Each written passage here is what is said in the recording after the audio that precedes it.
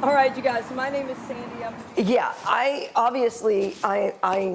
not who you expect to show up to a voodoo tour by any stretch of the imagination. And so once I became like a tour guide, almost every single company wanted some sort of voodoo on their tours.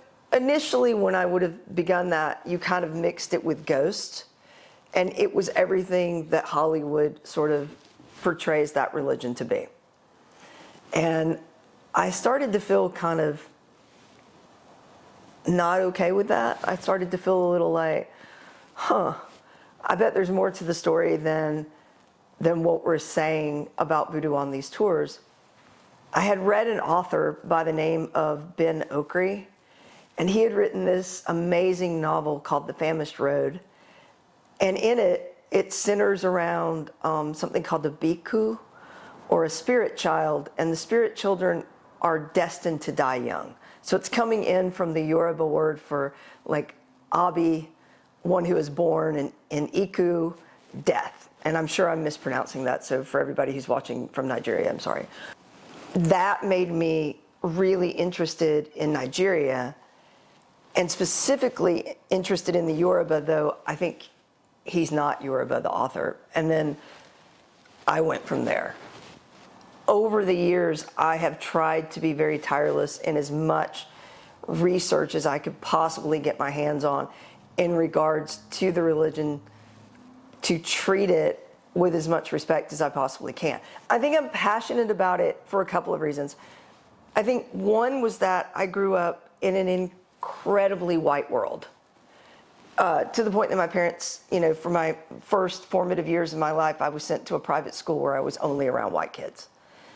And I always wanted to know about any other culture outside of mine, because I knew about my culture, but I wanted to know about other cultures. And so when I came to New Orleans, and I already had to start talking about it on a tour, and then I read, because I was already interested in reading about other authors and other cultures outside of what, typical white Western education pushes on you. Like, you read Shakespeare and you read Faulkner and you read Hemingway. But I wanted to branch out and read like African authors and Asian authors. And then stumbling upon Ben Okri, which is just this incredible animist realism, and getting a glimpse into these West African cultures and that religion, and how informative those religions are, and how they're not anything that Hollywood has portrayed them to be.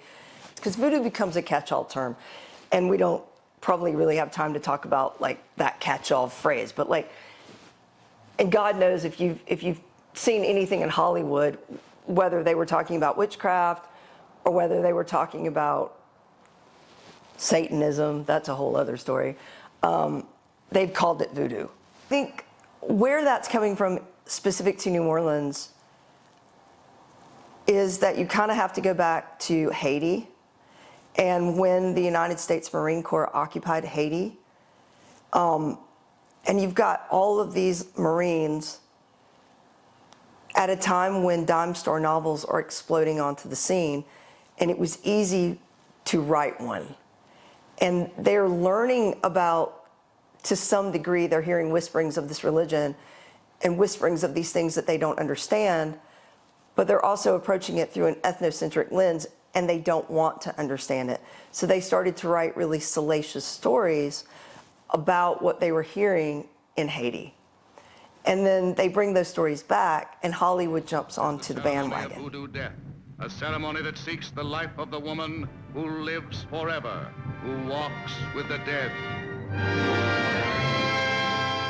And then I think, because Hollywood's making money off of it, New Orleans was like, wait a minute, we have something similar here. We could market it, but market it in a very specific way, and market the entire city in a very specific way. So now we're gonna take us down a darker path in New Orleans. You're gonna come here. It's the most haunted city in the country, which I always laugh at because there's no way to quantify that. We're going to talk about voodoo in a sinister way. You never know what kind of trouble you could get into in New Orleans or out in the bayous if you venture out alone. And so I think that's part of the reason why you see those things kind of getting mixed up together with one another here. But I think it does start back with those like dime store novels being written in Haiti. What can people expect on your voodoo tour? A lot of history. a lot of history, and I want to make that very clear, because I think if you don't read the description of the tour and you're thinking, I'm going to come on this tour and get Hollywood, like I'm going to get a little scared, she's going to talk about human sacrificing, which isn't happening, it's going to be dark and sinister, and that's not the case. I hope that you walk away from that tour being enlightened about how this isn't an evil religion. I want you to walk away being pleasantly surprised by what you learn on the tour, and that voodoo isn't anything that you probably thought it was going into the tour.